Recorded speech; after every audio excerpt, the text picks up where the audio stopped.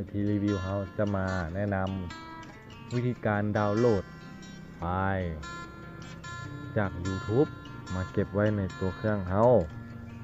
ซึ่งการดาวน์โหลดนั้นเราจะใส่แอปกล้องโตซึ่งว่าจะมีอย่างแดกมาเบิ่งกันเลยแล้วก็เฮ็ดไปพร้อมกันแอปตัวที่1เราจะบ่ได้ไปดาวน์โหลดจาก Play Store เด้อให้เราไปดาวน์โหลดอยู่ใน Google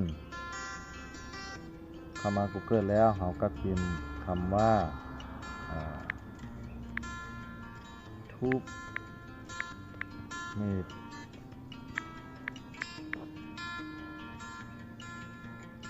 จากนั้นเข้ามากดตัวที่3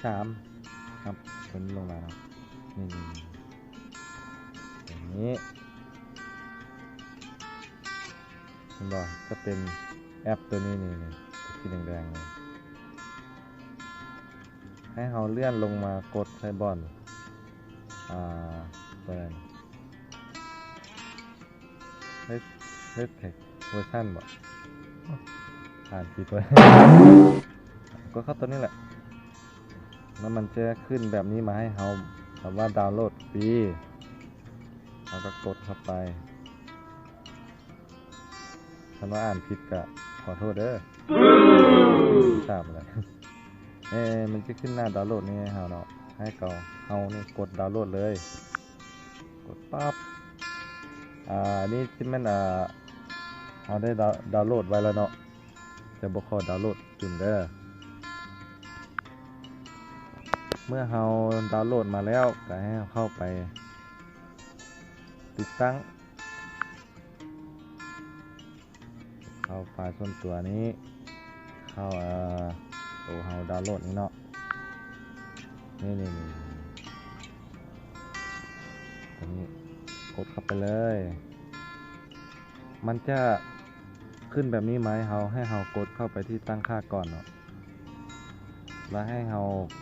กดบอนที่ว่าแหล่งที่ไม่รู้จักนี่เปิดเนาะ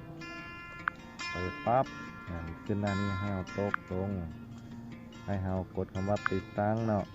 แล้วก็รอถ้ามันบึ้ดนึงบ่โดนดอก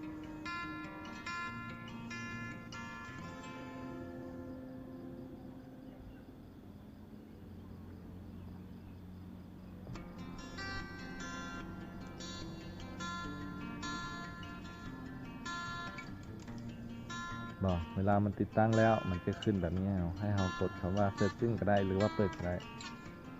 ทางนี้จะกด Setting เด้อกดปั๊บแอปตัวที่1สำเร็จไปแล้วเนาะก็เป็นแอปตัวนี้สีแดงๆทูบเมดจากนั้นให้เราเข้าไปดาวน์โหลดแอปอีกตัวนึงให้ตัวนี้แล้วให้เข้าไปกดที่ Play Store คำบอกนี่คือว่าขัดพิมพ์คำว่า video mp3 converter ตัวนี้เนาะปั๊บเข้าไปนี่มาเอาตัวที่3นี่เด้ออันนี้ก็ตัวที่3กันกดปั๊บเข้าไปให้เรากดติดตั้งไปได้เลยรอถ้ามันเบิดนึงปั๊บ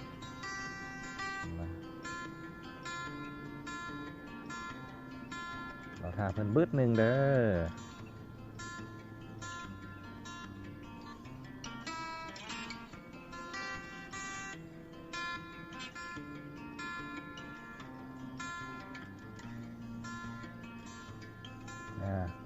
เวลาติดตั้งแล้วให้เราบัดนี้จะเป็นขั้นตอนให้เราไปเลือกดาวน์โหลดเพลงก็ให้เราเข้าตัวนี้ทูบเมดบอก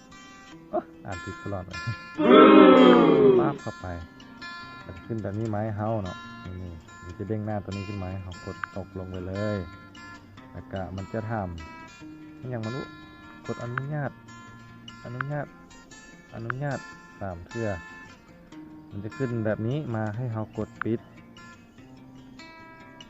มันจะขึ้นหน้าแบบนี้มาให้เรากดบอน ขีด3ขีดนี่อยู่แกเบื้องซ้ายมือ กดปั๊บเข้าไปนี่ให้เราเลือกเอา YouTube ขึ้นมาแล้วถ้าเราอยากได้เพลงอย่างเขาก็พิมพ์ใส่เลยอันนี้จะลองดาวน์โหลดเพลงกันนี้เนาะเลิกคุยทั้งอำเภอ